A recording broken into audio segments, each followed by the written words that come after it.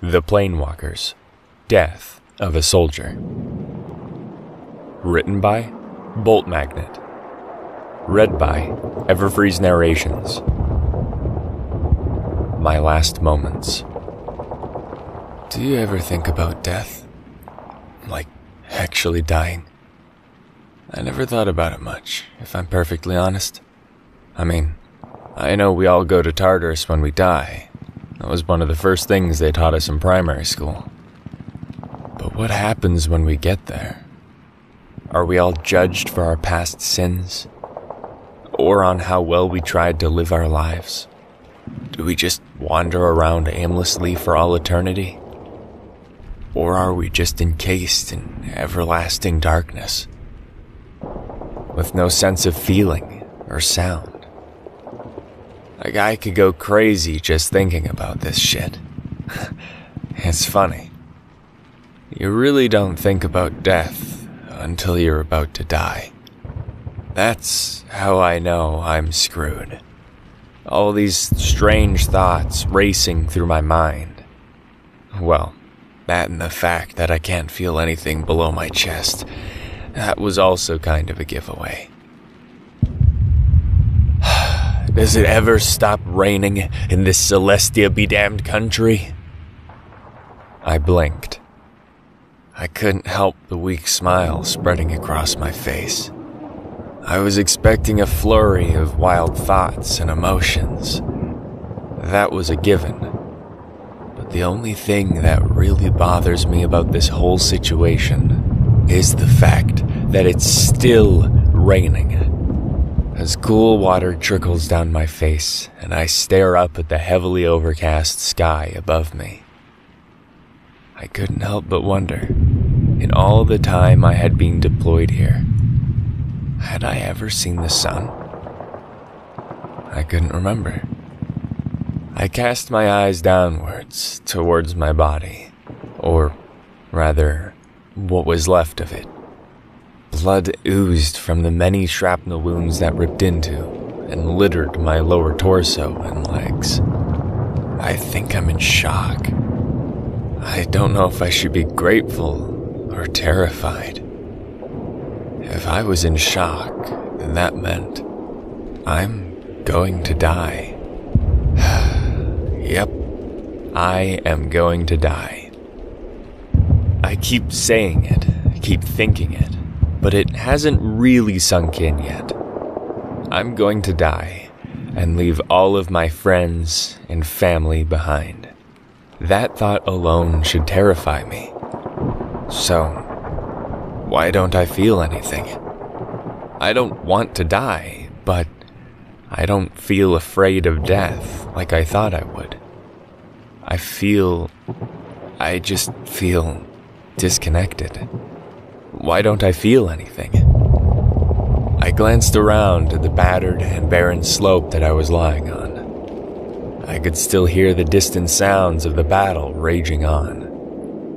The hill opposite me is covered with the strewn body parts and corpses of the few griffins that were caught in the explosion that propelled me to where I now lie. At least I gotta take a few of those bastards with me. I blinked. Man, my eyelids were sore. It was getting kinda hard to keep them open. Jenkins! A southern female voice called. My eyes snapped open. I didn't even realize that I'd closed them. I tried to call out, but all I could manage was a blood-soaked cough. And then I saw her. She climbed into view atop the hill opposite me. Her beautiful, golden blonde hair clung tightly to her fringe and neck. She was an awe-inspiring sight, even despite the fact that her golden combat fatigues were covered in dried blood and fresh mud. Her gaze scanned the mud-soaked slopes before her, and her eyes widened as she spotted me. She slid down the hill and raced towards me. Her pace slowed from a sprint to a jog, and then to a slow saunter as she cautiously approached me. Her relief flashed to concern, and then sorrow, as she knelt beside me and surveyed my wounds. She smiled at me with sad, emerald eyes. Hey, Jenkins. Her voice was soft. I smiled tiredly back at her. Hey, Lieutenant. Did we get him? She glanced at the bodies scattered around the hillside, then back to me. Yeah, we got him. I sighed as my head fell back into the mud. I closed my eyes. It was getting really hard to keep them open. Hey! She shook me awake. Don't you go quitting on me, soldier. I smiled back at her. Sorry, AJ. Guess my luck was bound to run out sooner or later. I coughed. Oh no, you ain't getting off that easily. This is just a flesh wound. You're gonna be okay.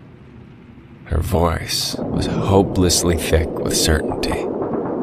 It's fine, AJ.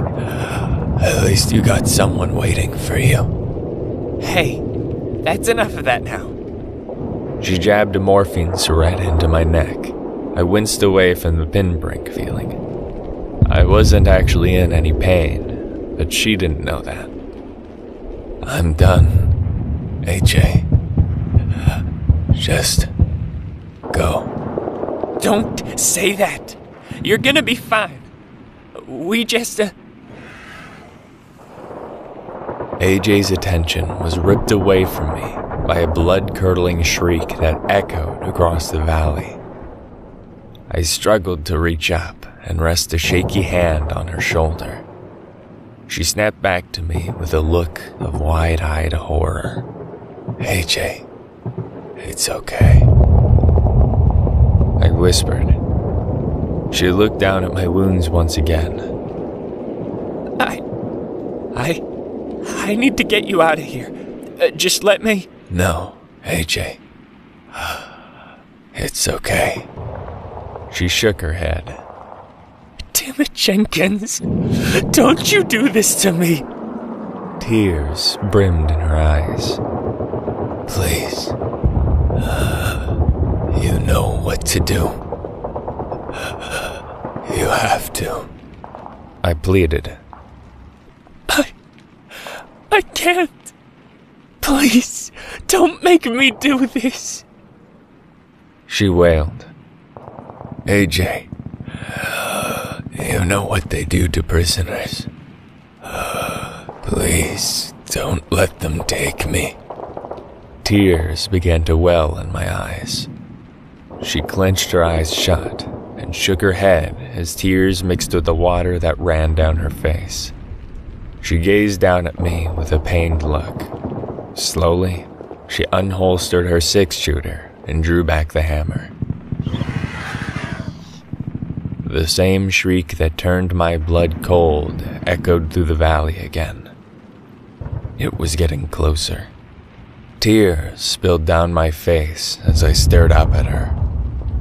Don't let them take me, AJ. Not like that. She pressed the barrel of the revolver to my temple. Tears ran freely down her cheeks as she whimpered. I'm sorry, Jenkins. I'm so sorry.